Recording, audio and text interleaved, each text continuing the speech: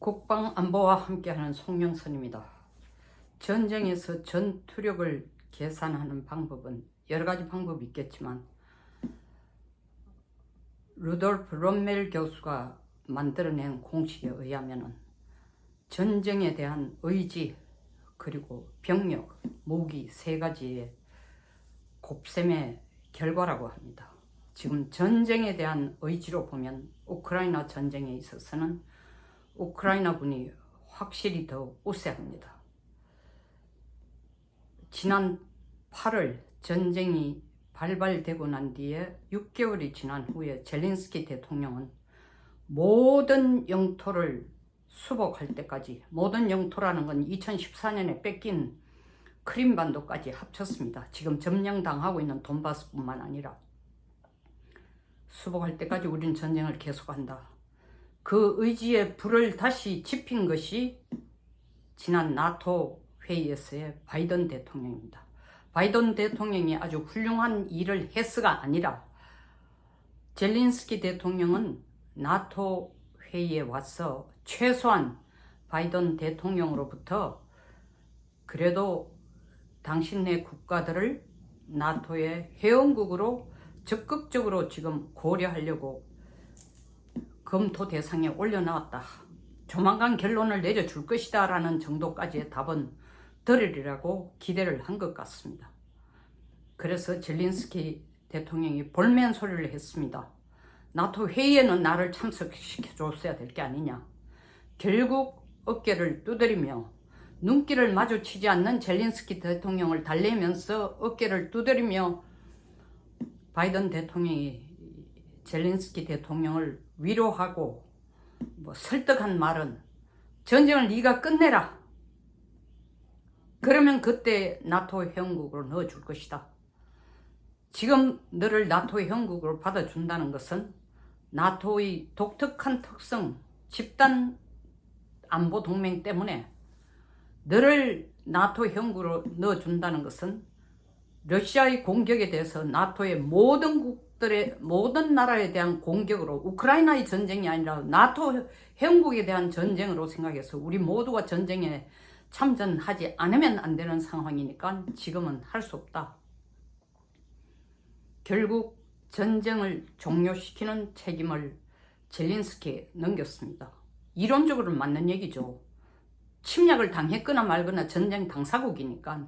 그럼에도 불구하고 젤렌스키의 짐은 엄청 무거워졌습니다. 그러니까 젤렌스키는 전번 나토 회의를 통해서 전쟁을 종결하겠다는 의지가 나토 회의 이전보다 훨씬 더 강해졌습니다. 하나는 크림반도를 반드시 수복해야 되겠다는 거와 그 결과로 전쟁을 종식시키고 두 번째로는 나토 회원국으로 가입을 해야 되겠다라는 야망 때문입니다. 야망이라기보다는 30몇 년간 애써오던 결론을 내리고 싶은 거죠. 나토에 가입하려고 30년 이상 애를 썼습니다. 우크라이나는. 어쨌든 지금 남부 지역을 크림반도 플러스 돈바스 그리고 흑해에 가까운 이 원자로가 있었던 자포리자 주까지를 지금 러시아가 요충지들을 러시아가 다 점령하고 있으니까 이걸 반으로 갈라놓는 쪼가리기 작전으로 우크라이나가 들어갔습니다.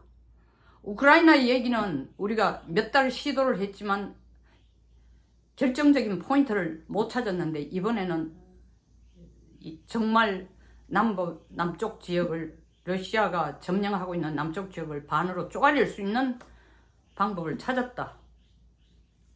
경로를 찾았다라고. 그래서 그 지역을 폭격을 가한다고 얘기하고 또 러시아의 측의 답은 그건 자기들이 폭격을 하지만 우리는 거기에 대해서 대응을 철저히 한다. 서로 각자가 잘하고 있다. 서로 이긴다고 얘기를 하고 있지만 어쨌든 간에 독일이나 미국으로부터의 적극적인 무기 지원이 지금 이루어지고 있습니다. 독일의 레오파르트 탱크와 그리고 미국의 브래들리 전차 100대 이상 지금 공급을 해주고 있고 뿐만 아니라 사실 우크라이나를 소련이 붕괴되면서 우크라이나가 소련으로 떨어져 독립된 국가로 된 후에 푸틴이 자기가 가장 잘했다고 생각하는 것이 2014년 크림반도를 점령하고 2018년 게르치대교라고도 하고 혹은 케르치대교라고도 하고 혹은 크림대교라고도 합니다. 우크라이나의 케르치 지역과 소련이 아니라 러시아의 지역과의 연결시키는 한 육지를 연결시키는 17km의 다리를 놓았습니다. 그러니까 러시아 땅이 연결되도록 하는 다리를 놓은 거죠. 그 다리를 작년 10월 8일 날 1차 폭격을 가했습니다. 우크라이나가. 처음엔 서로 책임을 떠넘겼지만 결국 우크라이나가 우리가 한 거다. 요번에 2차 공격을 지난 17일 또 했습니다. 드론으로 공격을 했습니다. 이거 푸틴의 자존심에 완전히 치명타를 때린 거죠. 그리고 푸틴 역시 크림반도가 절체절명으로 중요합니다. 부동항이 없는 얼지 않는 항구가 절대적으로 필요한 러시아로서는 그 넓은 땅덩어리에 비해서 얼지 않는 항구가 거의 없어요. 그러니까 이 크림반도는 보배 덩어리입니다. 푸틴으로서는 가장 큰 업적 중에 하나라고 하는데 우크라이나로서도 크림반도를 막으면 바다로 나갈 길이 막혀져요. 그러니까 양쪽의 이 전쟁의 싸움은 결국 크림반도를 뺏어가느냐 뺏기느냐의 문제예요. 바보 같은 푸틴이죠. 2014년 크림반도를 뺏고 2018년 게르치 대교를 만들었으면 그것으로 끝나는 거지. 뭐 더 욕심을 내다 끌고 부실험을 내서 지금 크림반도까지 뺏길 지경에 이런 것입니다.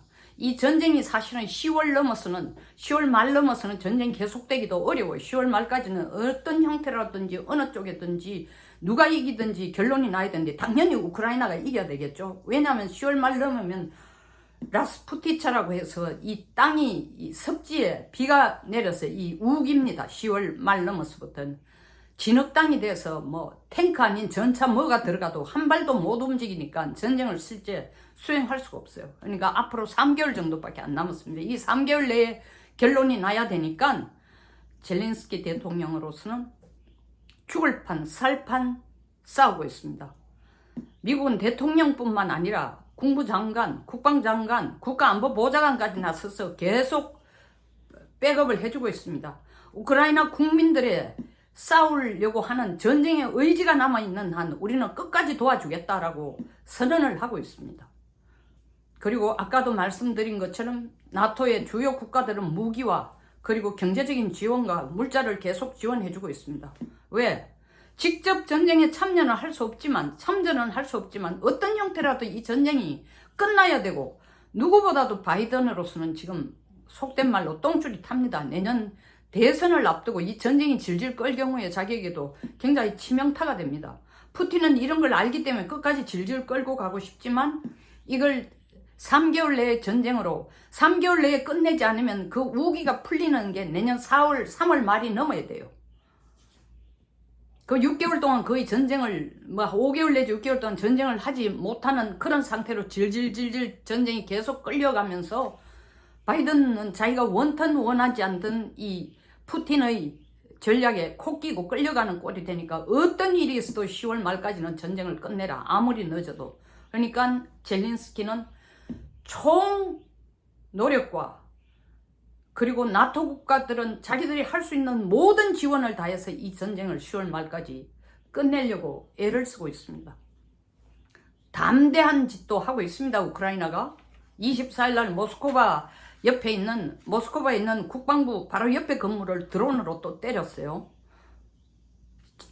7월 17일 날 게르치 대교도 또 드론으로 때렸습니다. 담대한 작전들을 계속 해나가고 있습니다. 이 전쟁이 어떤 식으로 누구의 승리로 끝이 날지는 모르지만 어쩌면 라스푸티차처럼 진흙탕이 되는 싸움으로 해를 넘기고 내년 3월을 또 넘길 수는 없겠죠. 왜냐하면 푸틴도 역시 3월 초에 자기 대통령 선거가 또 있어요.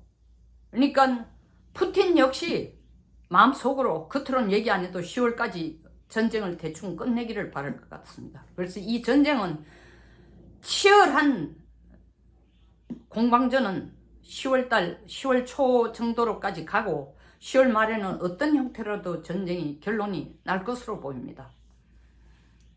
우크라이나의 전쟁은 그냥 멀리 대서양 저쪽에 있는 우크라이나의 전쟁이 아닙니다.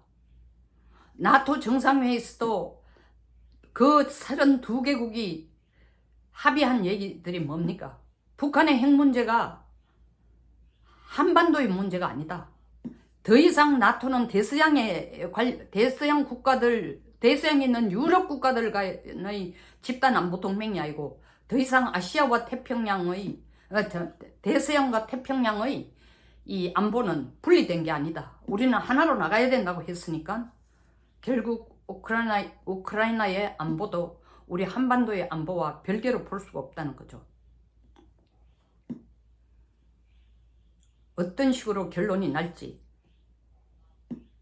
푸틴은 지금 하는 걸 보면 상당히 전의를 상실한 것 같습니다.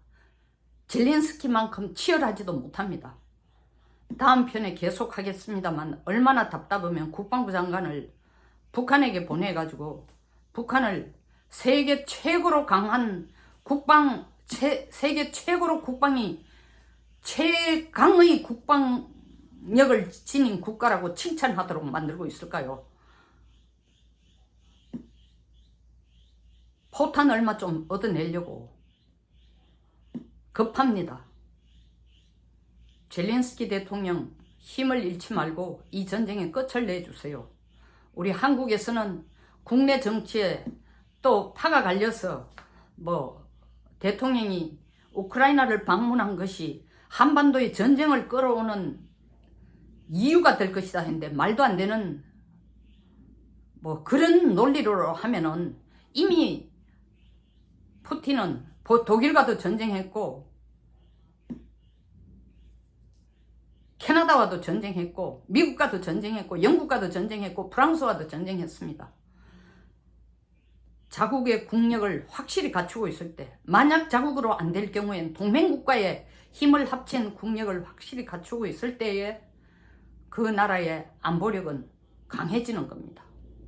다시 한번 한미동맹의 강력함, 소중함을 우크라이나 전쟁을 통해서 우리가 깨달아야 하는 것입니다. 우크라이나의 승리를 기원합니다. 끝까지 시청해 주셔서 감사합니다. 좋아요와 구독을 부탁드리겠습니다.